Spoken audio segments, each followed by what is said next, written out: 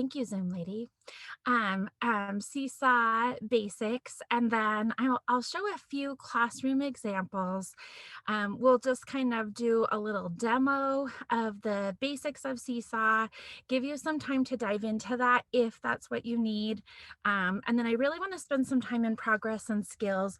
I haven't put activities on here, but if you want me to show demo making an activity, or if there's something in particular you've been wanting to make or try, and you have questions about that, please ask, and we'll get that done. And then some exploration time and Q&A. So I guess before we dive any deeper, I'd love to get an idea of kind of where you're at in your seesawness, your seesaw knowledge. So if you want to even just drop in the chat box, maybe like a 1 if you're feeling really new to Seesaw, a 2 if you've used it but you're not feeling super confident, and a 3 if you feel pretty confident in your Seesaw use. Go ahead and drop that into the chat. I'm just gonna take a peek.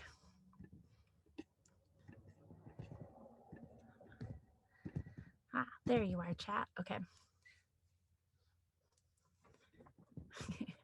Megan, I love it. You don't want to say, you got this. She's too hesitant to write a 3. Emily, you too. Okay. Okay, awesome.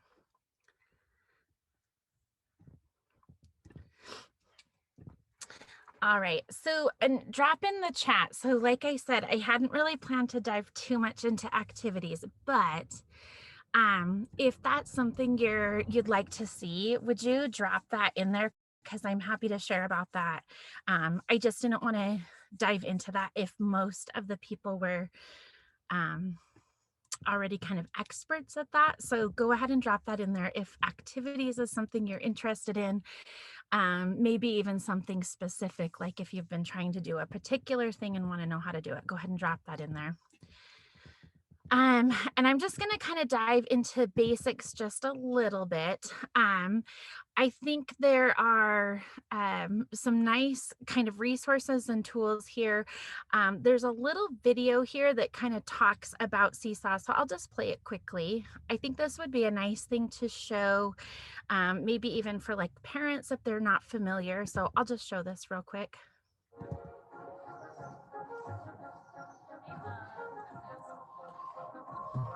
I love when that light bulb, that aha moment happens. When they've been working really hard and all of a sudden that light bulb goes off and that click of, oh, I get it now. I'm looking for new ways to engage my students every single day. Seesaw, hands down, is the best thing that has ever happened to any of my 3rd grade classrooms, whether it's math, writing, social studies, in art class, in music class. It works for everything. There's so many different ways that a student can create. They can take pictures, they can do drawing, they can record, and then have to go a step further and explain their thinking in a way that really cements the learning. Seesaw helps me because it gives me that immediate feedback of how the kids are doing. It helps me find those misconceptions in their lesson and then the following day to reteach those concepts that were missed. The Seesaw Activity Library is a go-to almost every single day. I love that I can get so many different ideas for activities that I could use right there in one spot. Students love Seesaw. They get very proud of their portfolio and they like to share it with other people. I saw that. I was at work at a meeting and my little notification popped up. I use the Seesaw Family app both at home and at work. It really helps me give an insight of what Ava is doing, not only in class, but also the way that she's thinking and her process. And I think that's priceless. I love how Seesaw really allows me to get to know my students on a deeper level. They don't always want to stand up or raise their hand to talk in class, but I feel like Seesaw really allows them to open up and shine.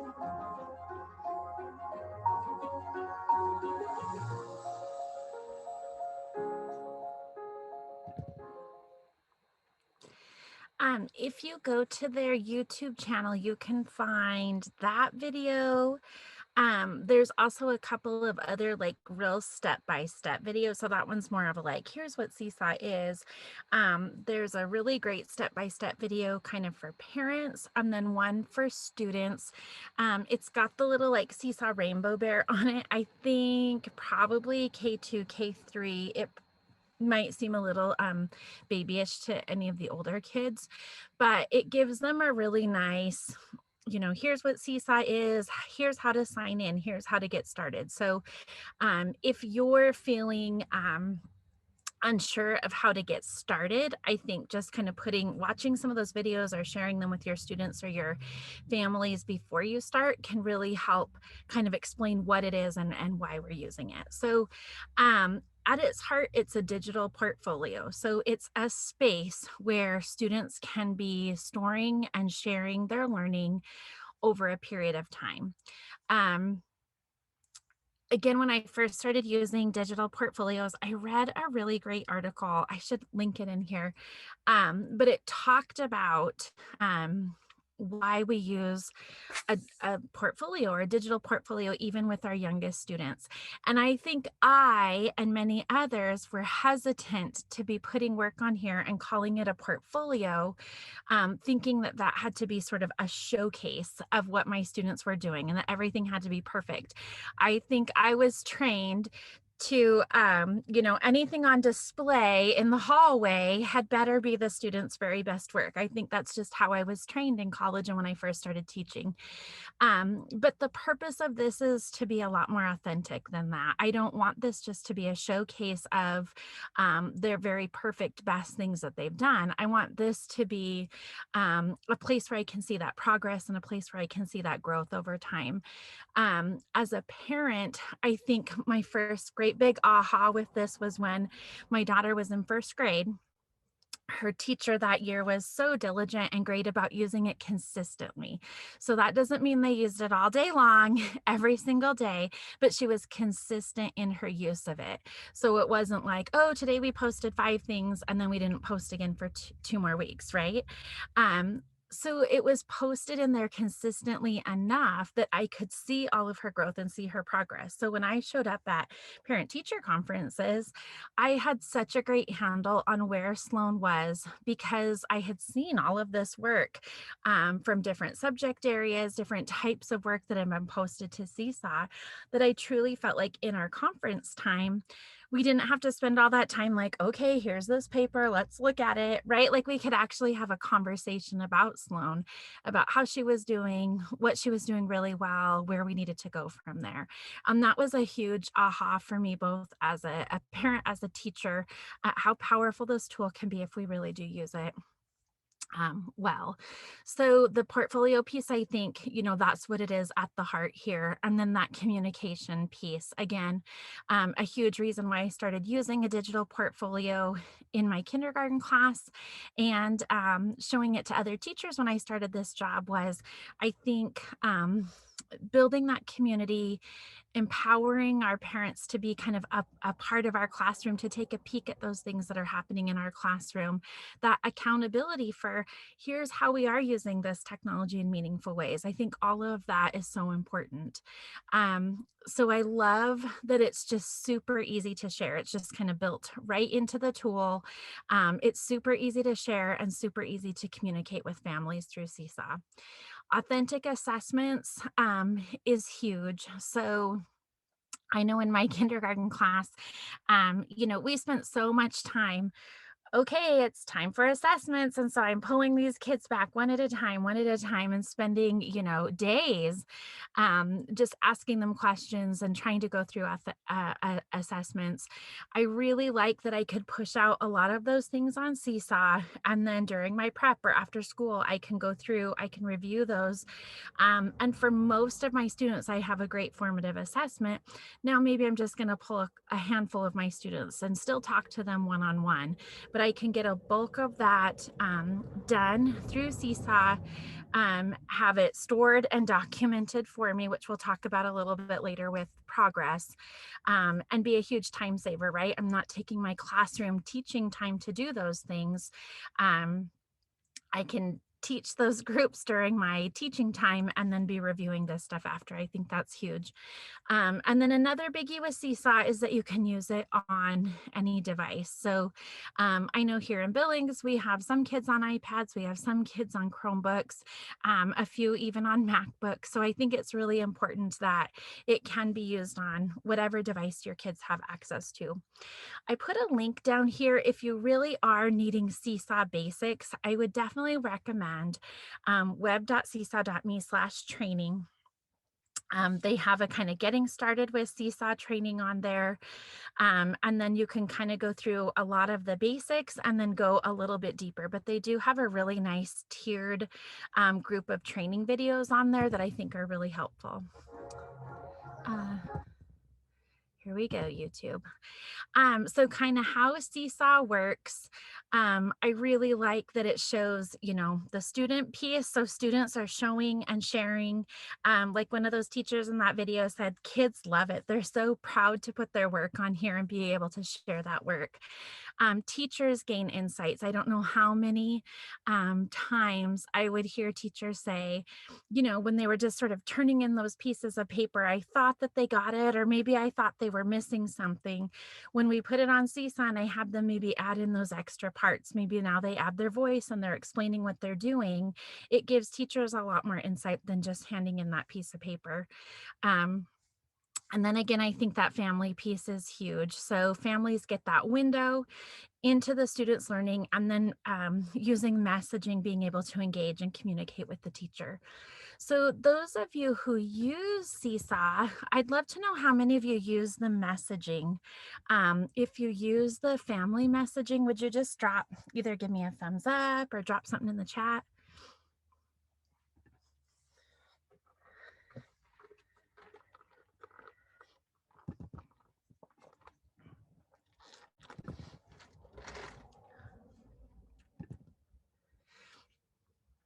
So is nobody using the family messaging?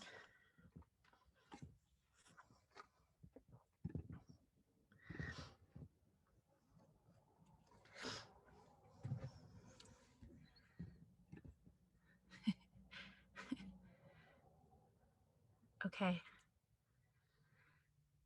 Okay, so we'll look at that a little bit. Megan has. Okay.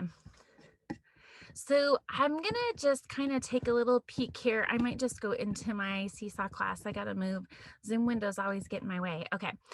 So I'm gonna go into my Seesaw class really fast. I'll show you a few examples, and then we'll kind of just take a peek at Seesaw. So first, I'm gonna take you to a few examples. So I created this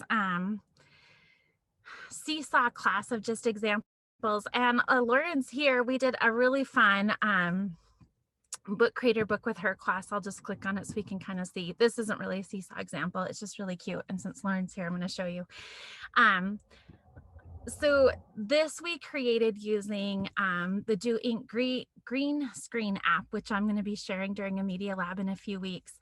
But her kids did these really cute what I learned in kindergarten drawings, and then we recorded them in the green screen app and popped them into Book Creator. And then that link could be shared on Seesaw. So again, I love that it's kind of that hub. It doesn't have to just be stuff that's made on Seesaw. It's kind of that hub for where I share everything else. So as I'm going into classrooms with teachers who are wanting to get started using technology, this is where I'm starting, because we can use the tools within Seesaw to create some great stuff, but then it also becomes that space where we share everything else. So I'm just kind of scrolling right now. Some of these are examples created other places. There's Pic Collage, there's Chatterpix. This is an example of just opening up that drawing tool. Within Seesaw, the students have been learning about groundhogs, and so they just open up the drawing tool, drew a picture of groundhogs, and then labeled it with things that they had learned about groundhogs. some Scratch Junior. Here is another Chatterpix example. I think there's a Media Lab recording about Chatterpix and Pic Collage, if that's something you're interested in learning more about. Here is an example of, maybe we took a worksheet or a PDF of some sort and put it onto Seesaw and just turned that into a digital activity for our students to complete. I like students sharing pictures of their writing and drawing. Another thing I really, really loved about Seesaw was that it's not just me or the students sharing the digital things that they're making, but all of those other things that you can't just put in a backpack and send home all the time. Their writing journals, sometimes their artwork. They were at a center and they, wrote their sight words in sand or did some math problems using Play-Doh. They did a Project Lead the Way experiment. All of those things that you can't just put in a backpack and send home. By sharing them here, it saves them, it documents them, and it allows parents to have that little peek into what you're doing. So again, just scrolling through a couple of examples here so you can really see how diverse the things that we can do on Seesaw are. This is one of my favorites. It's kind of long though, so I won't let the whole thing play. Let's see if it pulls up. Once upon a time, there was a witch and she had a cat. And the cat was having fun while they were flying. I just love, again, how open-ended this is. It's the book Room on the Broom. The activity I made was so simple. I just grabbed the characters from the story and put them into an activity and then just asked the students to retell. Again, I could have had them write on a piece of paper, write first, next, last, or here, cut out these pictures and glue them in order. This gives me so much more insight into what the students actually remembered and engaged with in this book. And it's a lot more entertaining, right, for me as a teacher to get to listen to their retells is fantastic. And so just something as simple as a story retell, I think can really be elevated when we're putting it here within Seesaw. So again, just some kind of pictures of real things that they've made and created. I think that piece is so important. Snap a picture of their writing and then use the microphone to tell. Read it to me. So now I can hear. Do you remember what you wrote? Can you read what you wrote? Do you know those sight words that you wrote? I think all of those things are so important. When I'm using Seesaw, I'm going to click the plus sign and post student work. I have access to all of these Seesaw creative tools. The drawing tool has really become so rich, I guess, that really I can do any of these things except the note part right from within drawing. So I often just kind of come right here into the drawing tool and I can use this, in a number of ways to add a picture, draw. Are you familiar with, some people are and some people aren't, how this draw or this microphone tool works? So it seems as though it's just recording student voice, but I think it's important to know that this is a draw and tell tool. So if I click on it, it's basically screen recording. So I could be, writing and talking and explaining. Usually kids are a little bit better at writing on a computer or a iPad. I have access to all of these little shape tools. So I think this piece in particular is so awesome for math. Maybe I'm moving around these pieces, I'm building a number. This is how that student I just showed was moving around those story pieces as he was telling the story. And then when I click done, it basically turns that into a video. So it's not just the student's voice explaining, they can actually be writing and moving things around at the same time to demonstrate. Yep, it does. The other thing I really like about this, and I'm going to back out for a second.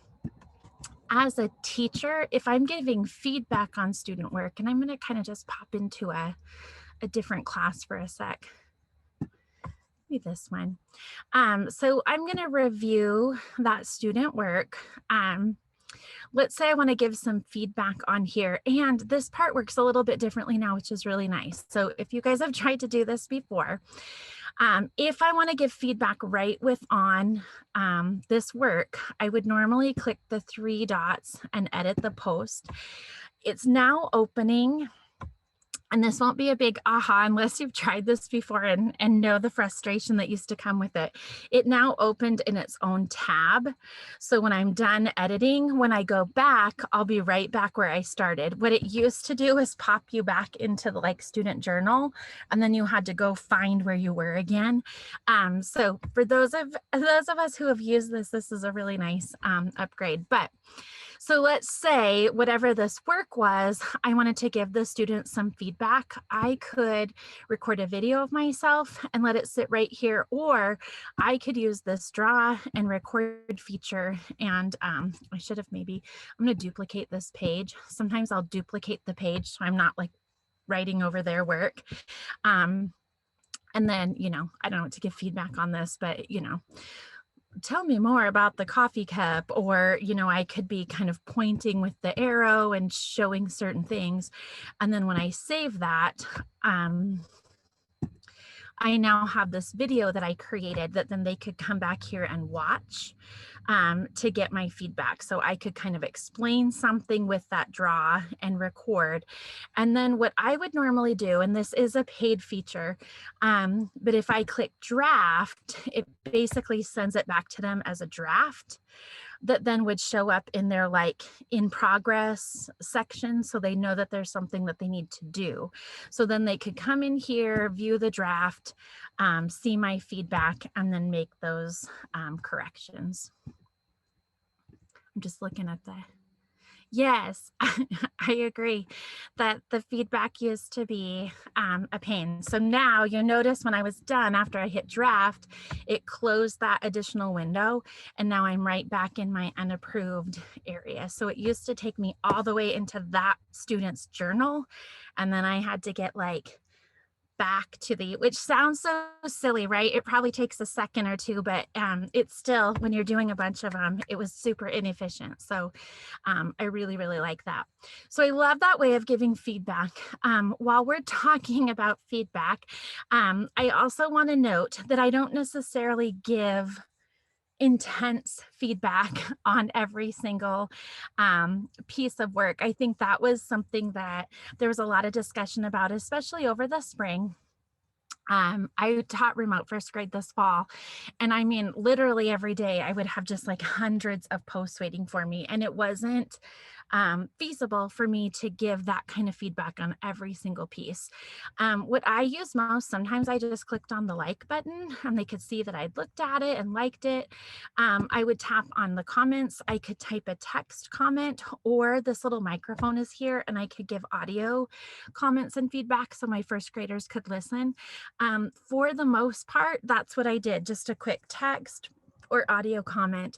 And then I would maybe pick one assignment per day that I really needed to get in there and look at and provide some really great feedback on. Because I would think in my classroom, right, they're at centers, they're doing this and doing that. I'm not going onto each one of those and giving super in-depth feedback or conferencing with them about every single thing. For some reason, that's what I was trying to do digitally. And it was just getting overwhelming. So, I mean, I think another important thing is, while we know feedback is so important, we're not going to give good quality feedback if we're trying to do that on too many things. So pick those things that's really important to give that feedback on, and then use some of those tools to be able to do that. Let's see, sorry, I know I'm kind of jumping around a little bit, just because I'm not sure exactly where you guys are at and kind of wanting to go from here. So nobody really jumped onto activities, so I'm not going to really hop into activities too much. I am going to click and hop down into the messaging a little bit. I'm a little hesitant to go into this too much, and the only reason why is because it's getting a pretty big update. So they're hoping by back to school time, these updates will be available, but they're overhauling this messaging feature a lot, just so it's a little bit more user friendly. I know somebody had noted in there that they use Remind. Probably the biggest thing that you can do in Remind that you can't do in Seesaw messaging is scheduling. So, you know, I think about right now, I need to send a message on Thursday. I want to send it right now so I don't forget. I can't do that in Seesaw, but that is something that will be updated. So I will be able to schedule messages in Seesaw.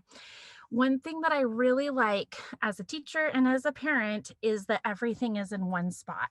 So if I'm already connected to my students' Seesaw journal, so I can see their work in Seesaw, I love that I don't have to connect to one more place in order to receive those messages. I just automatically am going to get those messages from the teacher as well. So I really like that it's kind of an all-in-one sort of thing. To use Seesaw messaging, so you'll kind of notice I'm in my inbox here. I have student announcements and family announcements. Because I'm part of the Seesaw for Schools subscription here in Billings, I also see school announcements. So the family announcements are announcements just sent that I as a teacher can send to my families. The school announcements would be from the school administrators, which is typically the principals. If they send out messages to all parents, that shows up in the school announcements. So you kind of get an idea. Let's see, I got a question over here.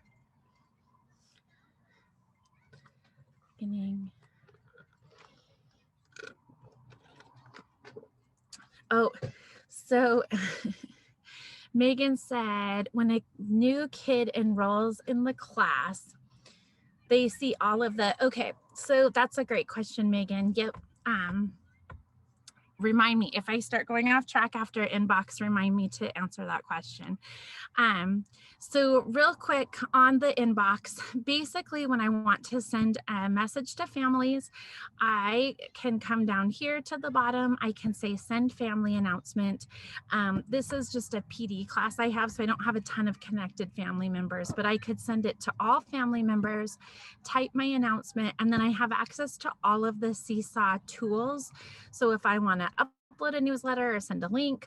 A lot of teachers at the beginning of the year were making like a quick video, because sometimes that's faster than typing, just like, hey, here's what we're working on right now, and send that out to parents.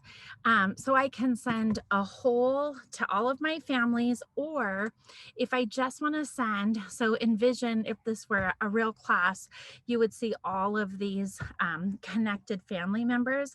If I just wanted to send it to maybe one family member, I could click there, and then you'll notice that right now this is messaging just that one parent.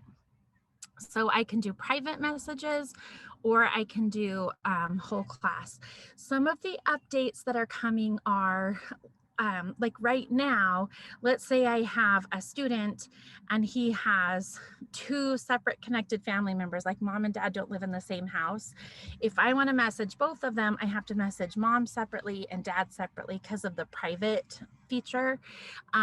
When they do the update, I'll be able to do like a little group, like, okay, if this is about Sloan and I want mom, dad, and grandma to all get it, I could click mom, dad, and grandma, and they'll all be able to get that message. The other thing, if any of you have had co-teachers before, because of the private nature of these, even your co-teachers can't see any of those messages back and forth. When they do the update, co-teachers will be able to see all of those messages. I believe you'll be able to include principals too, because sometimes that's another thing, is if it's a delicate matter and you do want like a principal or an admin involved, you'll be able to have a lot more flexibility in how that messaging tool works. As a parent, I really like it. It doesn't necessarily just show up in my text like a remind. I've got the family app on my phone, a little notification pops up, and then I check the family app and get the message. So again, it's pretty seamless, and I like that I didn't have to sign up for an extra thing. It's just all kind of included in this one spot. Oh, another really cool thing before we move, and I'll answer Megan's question. If you have families whose native language isn't the same as yours, there's a translation tool built into the family app.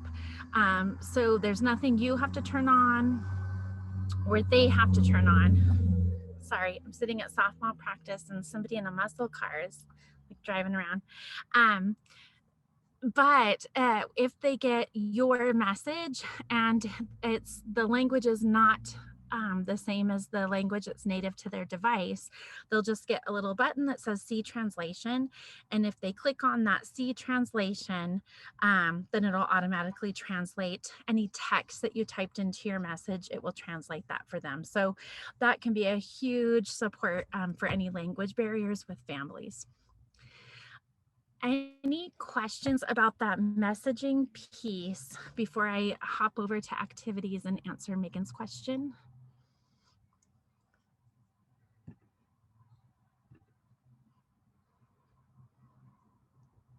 Okay. So Megan's question was this. I'm assuming we're pretty familiar with activities. Okay. Do you ever... I just leave the messages there and I don't archive them, mostly because the newer ones always show up here at the bottom. So it'll automatically show me what I just sent. But there's a lot of times, what I actually really like about using Seesaw for messages is that it's all like in one spot. So there have been times when, you know, oh, did you send this? Or we talked about this, right? And you're trying to recall if you really did or not. I'll go back through my email, and it's kind of cumbersome to try to sort through my email and see those things. I really like that if I use Seesaw as my sort of communication hub, I know that everything that I've sent to those parents is here. So I could click on family announcements. I could see everything I've sent. I could click on this one parent and I have a record of our whole conversation throughout the year.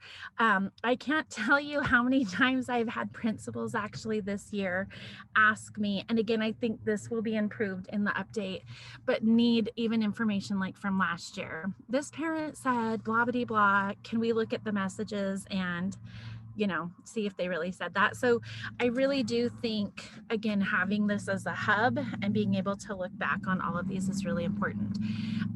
You'll also notice, and again, this isn't a great example because I don't have a lot of connected family members here, but I also like that I'll see down at the bottom here, it would say like seen by, and then it will list all of the connected family members who've actually viewed those posts. So even if they don't respond to me in any way, I can see that they actually saw those messages that I sent, and that I think is really helpful too. Speaking of archiving, though, that's exactly what I was going to mention about activities. So Megan's question, we're going to dip just a tiny bit into activities just for a little background for anyone unfamiliar. When I click on that plus sign and go to assign activities, I've got a couple of options here. The Seesaw Community Library is full of, I mean, tens of thousands of free activities created either by Seesaw or by Seesaw ambassadors. You can search by grade level, you can search by subject area, you could put in a keyword if you're looking for something in particular. This, I think, is a huge support and help to teachers who are new to Seesaw to get ideas of how other teachers use Seesaw, they just put this new collection up here and their videos of teachers talking about how they use Seesaw. So I would definitely, if you're kind of like still unsure and thinking of how you could be using it, I love this little collection here. So you could come and watch these videos of how teachers are using Seesaw. If you kind of scroll to the bottom, again, I always love kind of like what's current and popular, because it's typically really relevant to what I'm doing right now. If it's end of the year, you know, it's a bunch of end of the year stuff, that kind of thing. But toward the very bottom here, they have all of these other collections, and there's always a getting started collection. So again, if you're trying to get going and just sort of not sure where to begin, select your grade level and come down to the bottom, and they have a bunch of activities just ready to go that you could say, okay, let's just assign this one to my students. So lots of ideas here. And then the school and district library, if you have paid Seesaw, you have access to the school and district library, where you can see it's just like the community library, but it's full of things from other teachers in your school or district. And then my library are things that you've made or things that you've saved. So if I see something I really love over here and I want to save it so that I don't lose it, I'm going to click that little heart, and now it's been saved into my library so that I can find it again really easily. With the paid version of Seesaw, you also have these collections in your activity library where you can organize the activities that you have saved. So let's see, I would maybe click on this one and put it into my math folder or collection, so that I could find that again more easily. So those collections are just a way of sort of organizing so you can find them again easily. So I'm gonna now, let's say I assign this activity to my students. When you assign, you'll notice you can edit which students get it. So if I don't want all of my students to get it, I can choose who I want to get it. I could organize it by putting it into a folder. And then I could also tag it with a skill, which we'll talk about in just a sec. Once it's assigned, it shows up back in the class on this little activities tab. So this is what Megan's talking about. So let's say I've assigned all of these activities and they're all just kind of sitting here in this big long feed. If I now add another student to my class, if I've assigned it to all students in my class, they're automatically going to be tagged in all these. So they're going to log in and think they have, you know, 800 activities to do. What my best piece of advice, there's not an easy way when it's done. There's not an easy way to go through and fix it. They've been tagged in all of those. What I would do is get into a routine with your activity feed of archiving it in a consistent way. So some teachers, when I asked them, said they did it every week. Some teachers said every 2 weeks. When I was teaching remote first grade, would usually do it once a week. So it would basically give the students about a week to finish up that activity. So let's say every Wednesday, I would just kind of come here to my assigned to class and scroll all the way down to the bottom. Clearly, I don't do it with this particular class. I would go down to the bottom because those were the oldest things I assigned, right? And then I'm just going to click those 3 dots and I can click archive.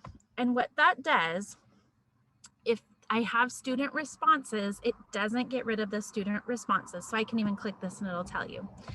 It just removes it from the class activity feed. The student responses are still going to be visible. So I can still go into the journal. I can see everything that my students submitted, but it's going to go away from this activity feed, which means when a new student joins, it's not going to be assigned to them because I've archived it. It's out of the feed. If you have 0 responses, let's see. So this one, nobody had responded to yet. So So this one, instead of archiving, it's going to ask me if I want to delete it. And what that does, and it'll tell me, it's just deleting it from the activity, from the feed in this class. It will still be in my library. So I can get that out of there and clean up my activity feed, but I could go back later and find it in my library. What that does is, again, it just cleans this up. I know that I would get super overwhelmed when I would kind of go through here if I was looking for a particular activity and see how many were here. So I liked going to the bottom of that, getting rid of ones that were about a week old. If it had been sitting there for a week and we hadn't gotten to it yet, I would go ahead and delete it and just write how many times do we think we're going to get to something and we don't. And then I could always just assign it to them again later. I can then see anything that I have archived. So let's say I archived this.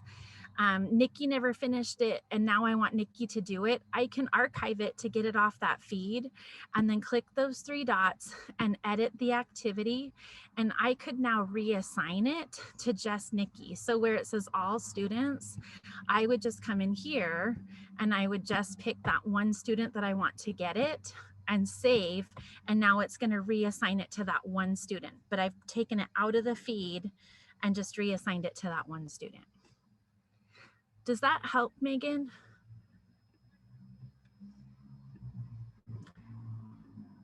It's not helpful like when you're here and you have 1,000 of them, I would still have to sit here, right, and go one by one and do it. But if you get into a routine of doing that next year, like every week or every 2 weeks, and just archive them out of there, that was probably the biggest tip that our highest Seesaw users last spring, when I asked them their biggest tip, that was it. They said that helped a ton. Okay, I want to pause for a minute. So Nikki said, I really want to give you some time to click around and explore a little bit if you'd like. But what we could also do is just kind of get through this last chunk and then give you time to play or answer questions. So I guess that was a weird way of me asking you. Do you want a little pause right now? Do you want to click around and play, or would you rather I keep going?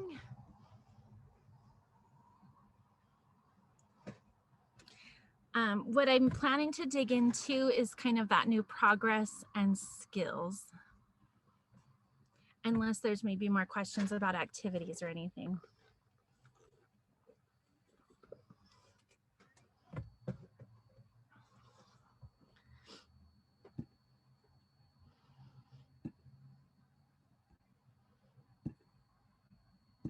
Okay.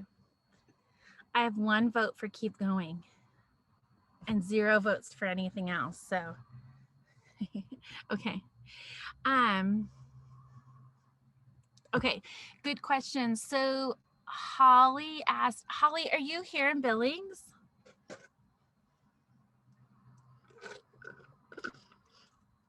So here in Billings with Seesaw for Schools, we do set it up for you, the classes for you. So they'll be uploaded by the district using Clever. However, if you make a Seesaw account, then you can, because we won't set those classes up until August. So you could make a Seesaw account so that you could start playing. Just be sure you do you have a BPS email? Okay. So just use your BPS email when you set it up. And then in the fall, when we make your class for the fall, it will just connect to your account. So what that means is anything, if you do dive in to the activities and, find activities that you like and save them in your library, or maybe you get really into it and start making them, it will still all be connected. You won't lose anything that you make. It will just roster. Basically, we just roster the classes for you. And to make your class, basically there's a little link here, but you just go app.seesaw.me and then it'll just kind of walk you up, set up as a teacher.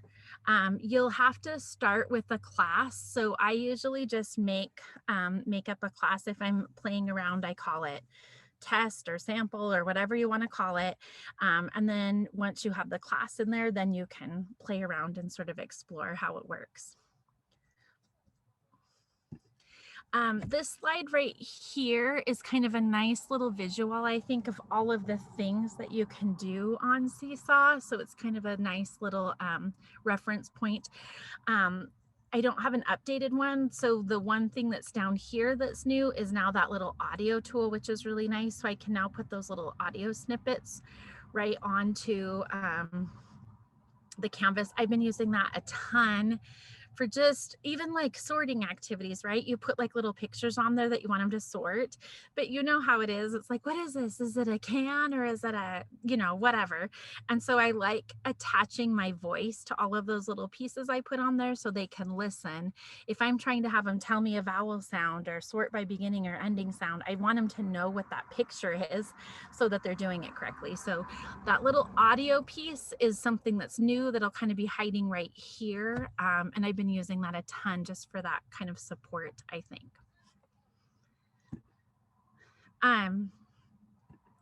I'll just sit on that for a second. And I guess if anyone has questions about anything, any of the tools or how you might use them. The things on here that are paid, I'm not sure if we have free Seesaw users on, or I'm assuming we have a mix of both. The things on here that are paid, adding up to 20 pages is a paid feature. If you have free Seesaw, you just get one page. Saving as a draft is also a paid feature. So your students would just have to click the check mark and then they could edit it. It's not like they can't get back in and work on it, but you wouldn't have this save as a draft tool. One thing I will say about free Seesaw as opposed to other tools, I feel like there's definitely, it's robust enough that if you simply can't or don't have a paid version, you could still easily use it in your class. The paid parts are really nice, and once you have them, it would be hard not to have them. But there's enough included in the free version that you could certainly use the free version and not feel like you're missing out on a ton. On that website I gave you, that web.seesaw.me/training, again, there are some great little mini trainings there. There's one about creating, just like a little kind of 5-minute video about creating your first activity. If that's something that you want to dive into, you could spend a little time on there.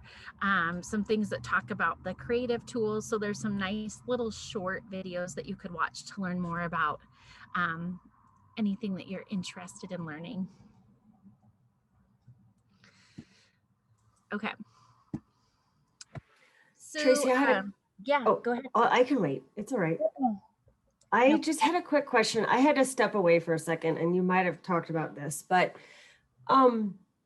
so I think Seesaw, everything that we've been goofing around with today is awesome. I do use Google Classroom, but I think that Seesaw would be an amazing tool since I know my district won't pay for it, but to add, is there a way to link things directly to Classroom, or do my students need to download them and upload them again?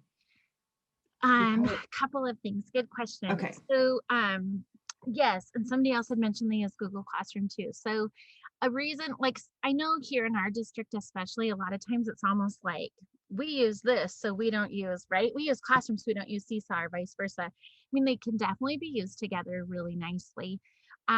One thing that I really like about Seesaw, again, going back to that sharing part, is here in Billings anyway, our kids can't share anything outside of their domain. So if they're making all this awesome stuff in Google, they still can't share it. Their teacher can see it, but they couldn't like send their mom a link and be like, hey, check out, you know, my slideshow, because their mom can't open it because they don't have a BPS address. So I really love Seesaw, even if they're doing a bunch of stuff in Google. I love it for the portfolio piece to be able to share easily with their families and their peers. What I've taught kids to do when they go to post student work, so if it's saved in their Google Drive, most of the time those students have signed into Seesaw using Google. A lot of times they're on their Chromebooks. So they can just come here, and when they go to add work, they can connect right to their Google Drive and then just grab those pieces of work that they want to share right from their Google Drive. So it's a pretty slick way to do it. Once they bring it in, let's see if I can grab something easy just to show.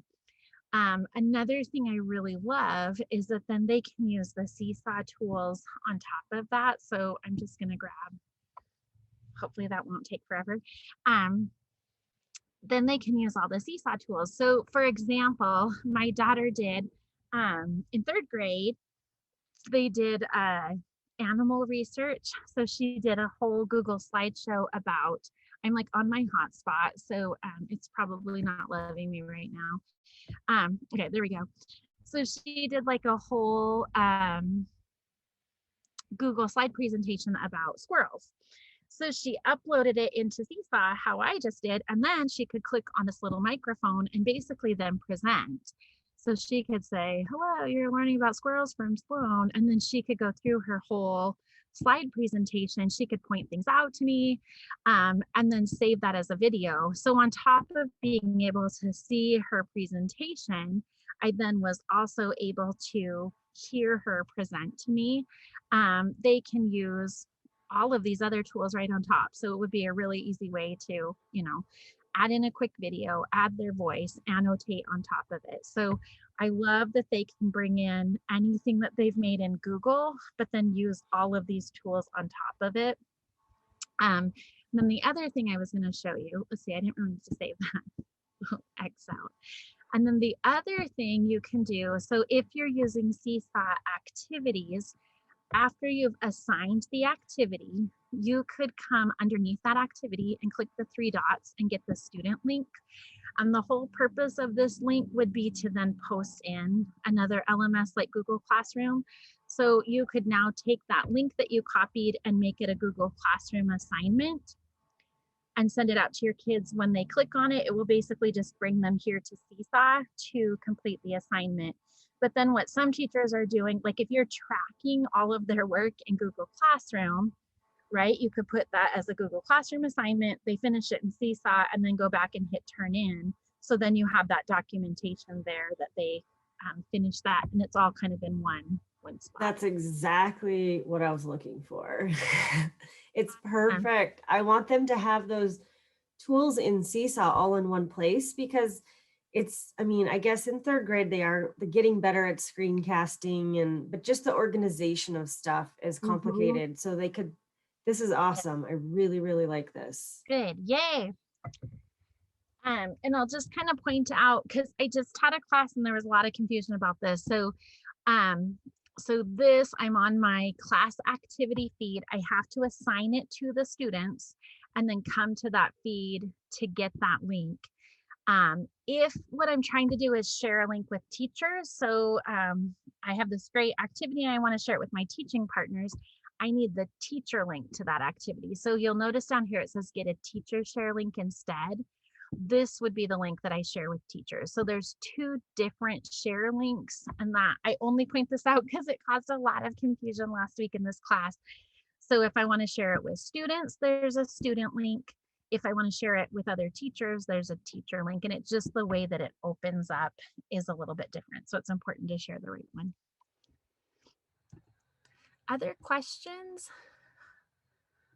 If not, I'll just kind of dive real quickly into this. Now, I will, my heads up after going on and on about how great free Seesaw is. This is a new update, and this is a paid feature, but it's pretty great. So I'm going to go ahead and just kind of share about it really quickly because it's fairly new. So I think even our most of our teachers who have been using Seesaw a lot probably haven't seen it or had a ton of time to look at it. So we've had skills for a while. So I guess I can't show you because it's updated, right? So in our paid Seesaw, and that's Seesaw Plus. So you can buy Seesaw Plus just if you're a teacher that wants paid Seesaw, or your school or district can buy Seesaw Seesaw for schools. So there's two kind of different levels of paid Seesaw. This used to say, this little graduation hat here said skills. And what skills is just kind of a way of tracking student progress. So I could tag their work with a skill, and then I could go back in and score it. And skills are typically standards. Here in Billings, we uploaded our proficiency scale. So when I say skill, typically that's a standard, something that I want them to do. I can tag it with that standard and then score it.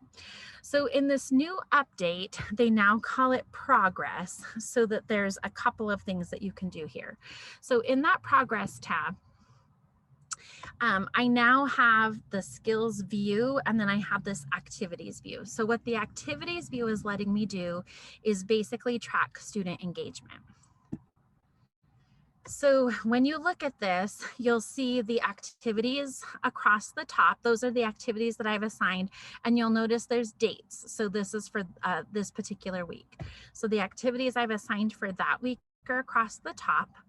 I can see which students have completed those activities. So when you look kind of down, you'll notice the little like circles and check marks is showing me which students have completed the activities. So I can look at this number and I can see that out of 15 students I assigned it to, 9 of them have completed it. If I kind of hover over the activity, it opens up this little pop-up that gives me a little bit more detail about that. And then if I click on the activity itself, so again, let me just kind of go back into my regular class. There's probably not much here in this class, but we can go ahead and take a peek. Oh, I had something. There we go. So again, if I just kind of hover, it shows me that pop up. And then if I actually click on it, it opens up the activity, so then I could come into kind of the activity view. And then you'll notice the students down the side. So I could also just look by student. So I could kind of look across here and see just what Allie has done.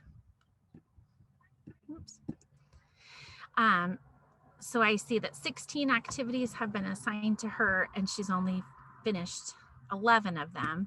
And then again, if I just kind of hover, it gives me that pop up again, showing just Allie's details.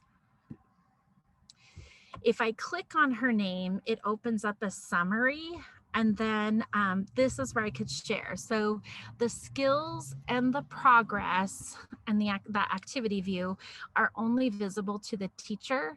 So if I want to share it, I need to use this little copy tool, so I could copy and paste it in a space where I could share it.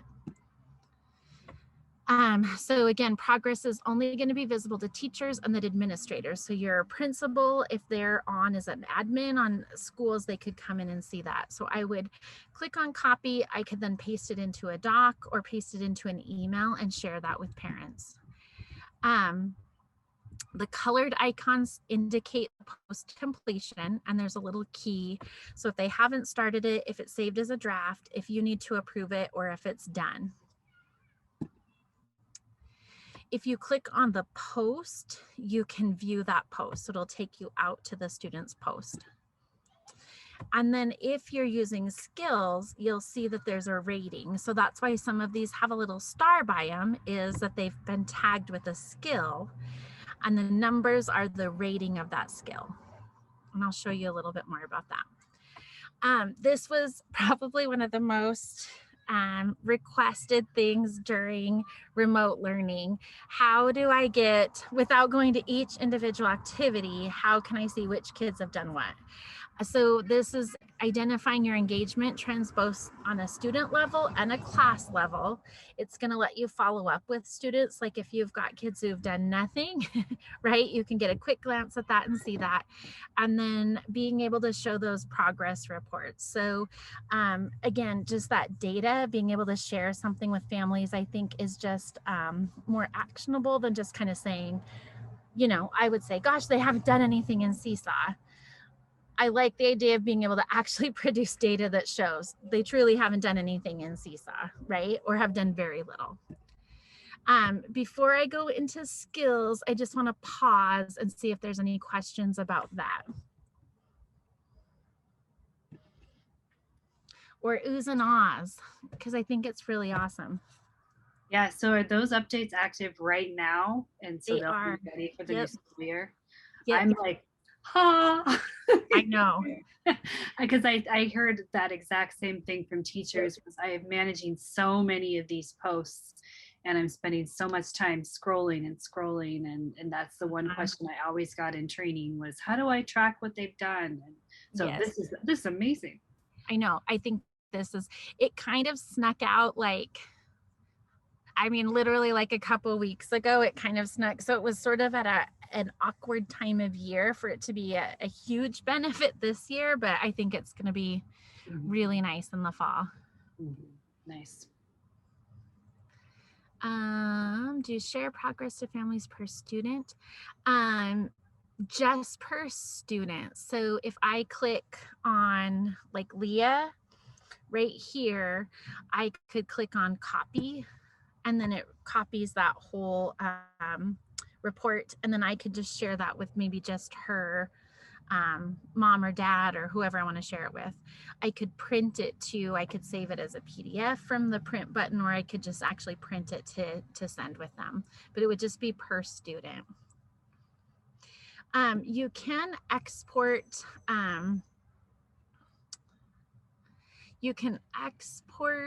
the skills data for your class, but I don't think you can export the engagement data, the activity data.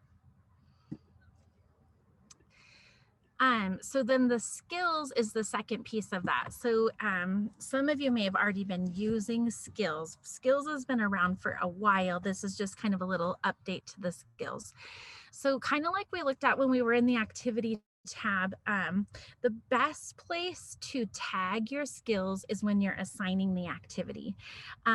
If you don't do it there, you basically then would maybe have to go through and do it one post at a time and tag it with the standard.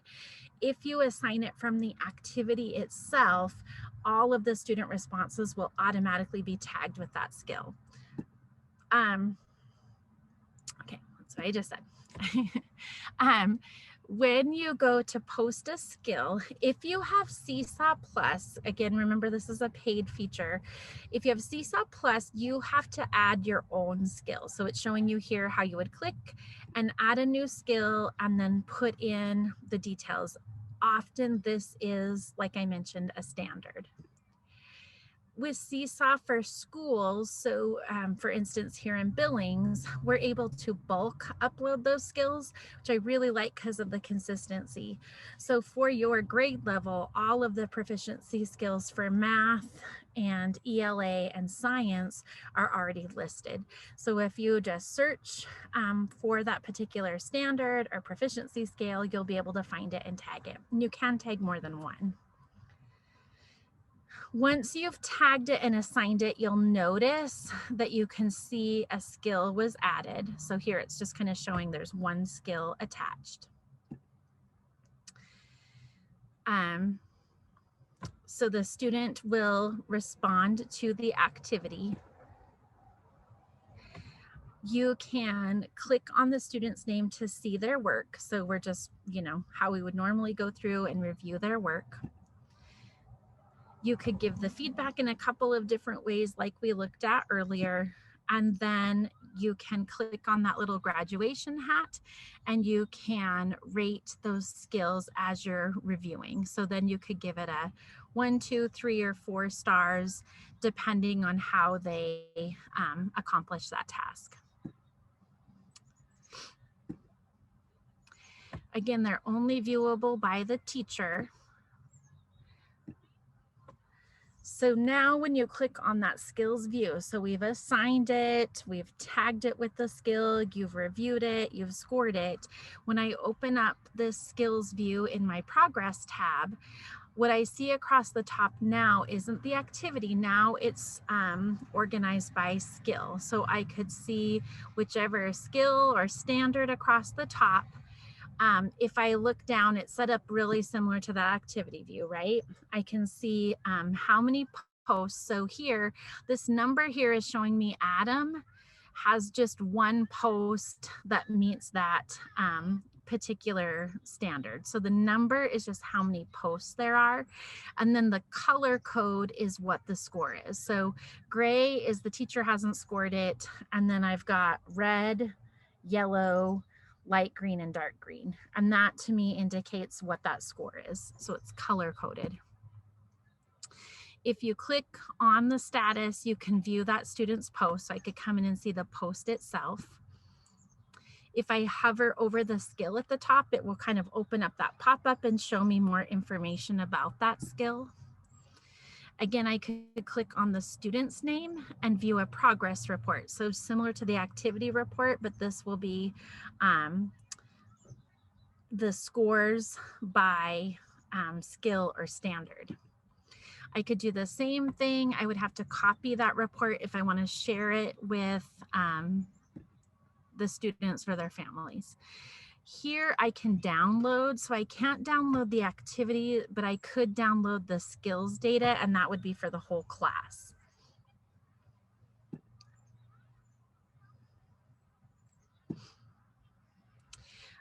Again, that skills view, obviously, right? It's just kind of helping you track and document what students are achieving the mastery, what they may have to continue to work on.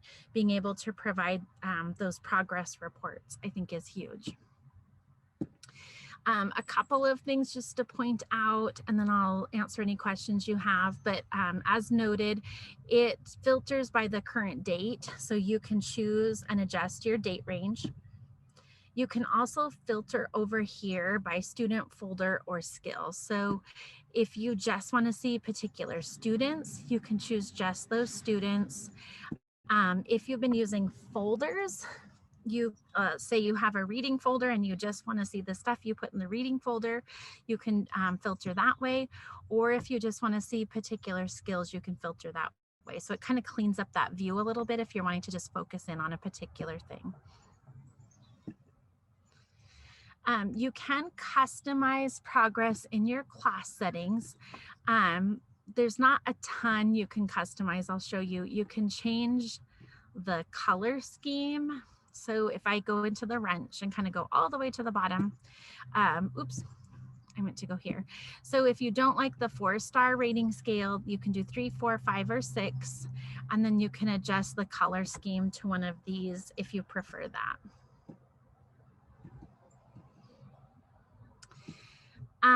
This is just kind of a little video about sort of my workflow with feedback, which I already sort of showed you, just the edit button with it opening in the new tab, and it's kind of nice, but there's a short little video there if you need to look at that again. Oh, it won't let us not watch it. Here we go.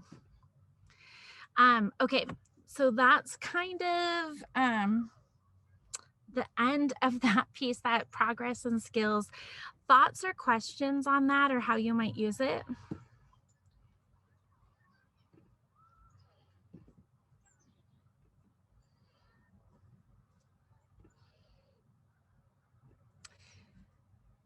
I know when we first started purchasing schools here in Billings, this was the piece, and again, it was just the skills piece at the time, but that was the piece that really kind of sold it, I think, to a lot of our admin, is just knowing that you can be tracking, you know, with the scales, with the standards, being able to track and document. To me, this is what's huge, right? Is being able to document what they actually did.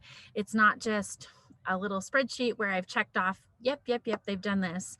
I could then click on, you know, those actual activities and actually see what that student did and hear them explain their thinking or tell me about, you know, what they did. So to me, it's just so much more of a demonstration of their thinking and learning, not just like a little check mark. So I think that's really amazing. Let's see, I'm just gonna look at the questions real quick.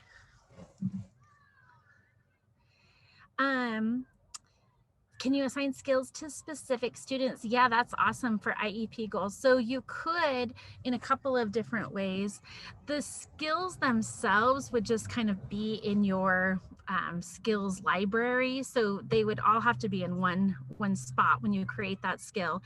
But you could do a couple of things. You could, when you assign an activity, maybe the activity is just going to that one particular student. So when I go to assign it, I could pick just that student off of my list, and then I could come over here and find the skill. And now when I assign it, it's just going to be attached to that one student, that one skill. You can also just tag a post with a skill. So if that one student that you're wanting to track has submitted their work, then I could just come back here into my journal and find that response and click on it and then tag it with whatever skill. So you can, in a couple of ways, just attach that skill to just that one student's work.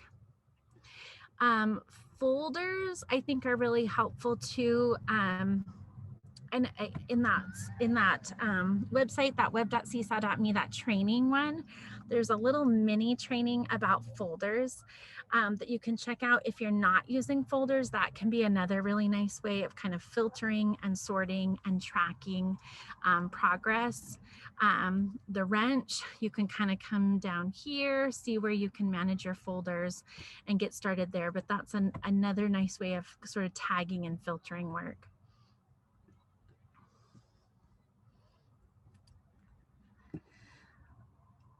Any other thoughts or questions before we let Nikki do prizes and good stuff like that? There is a little, and I'm not sure if we didn't share, I'll be sure and just grab this link to the slides real quick and drop it. I can't remember if we shared it yet or not, but there are some links in the slides. The training link I think is helpful. Help.seesaw.me is another great one just to kind of bookmark for support questions. I linked my newsletter in here. I send out during the school year every Monday a newsletter. It always has a little Seesaw corner with some ideas about Seesaw. Good question. Let's see if I put it in here. If I didn't, I'll share. Nope. Okay. So how do you become a Seesaw ambassador or Seesaw certified educator? So you used to be able to just sort of apply to be a Seesaw ambassador. They've tiered their program a little bit since last spring. So the place to start now is their Seesaw Pioneer program. So I'm going to go ahead and drop that in here. It takes about an hour, I think. It's free. So you just say join for free and you'll work through this course. It kind of looks like this. You work through this course. It takes you about an hour to finish. And then you'll unlock sort of this Seesaw Pioneer status. You get to be a part of the Seesaw Community Learning Hub, which is really awesome because there's lots of courses in there to learn more about Seesaw that you can only access if you're kind of part of the community. You get like a little badge, and I think there's a Facebook group. Once you're a pioneer, I don't know exactly how they do it these days, but you have to be a pioneer for a certain amount of time, and then they invite certain people to become ambassadors. So I think they usually look at how much you're creating, how much you're making, how much you're sharing. If you're at a school that doesn't have a lot of other ambassadors or pioneers, I think they look at that. But once you're a pioneer, after a certain amount of time, they can invite you to become an ambassador. Does that help? I definitely encourage, like if you've used Seesaw and you're pretty comfortable and kind of ready to move beyond, the Pioneer is really, really great. Not even just the course itself, but then just unlocking that community learning hub. There's always so many great little courses in that community learning hub.